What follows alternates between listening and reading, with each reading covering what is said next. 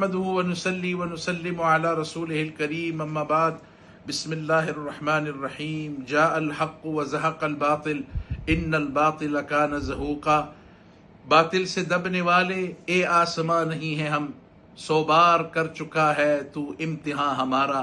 عزیزان ہم وطن، آپ کو معلوم ہے کہ ہندوستان نے رات کی تاریکی میں ظالمانہ طریقے سے پاکستان کے نہتے شہریوں کے اوپر حملہ کیا، مساجد کے اوپر حملہ کیا، بچوں اور خواتین کے اوپر حملہ کیا اور انہیں بے دردی سے شہید کر دیا۔ میں بحیثیت چیف خطیب خیبر پختونخوا کے اور صدر متحدہ شریعت محاذ کے ہندوستانی حملے کی شدید الفاظ میں مذمت کرتا ہوں اور پوری قوم سے کہتا ہوں کہ کل انشاءاللہ بروز جمعہ وہ نکلیں۔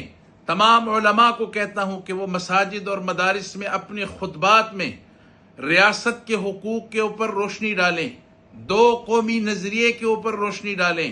پاکستان کا مطلب کیا، لا الہ الا اللہ محمد الرسول اللہ کے اوپر روشنی ڈالیں۔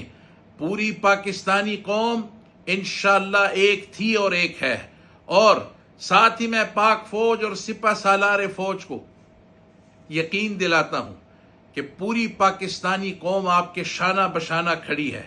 پاک فوج قدم بڑھاؤ، ہم تمہارے ساتھ ہیں۔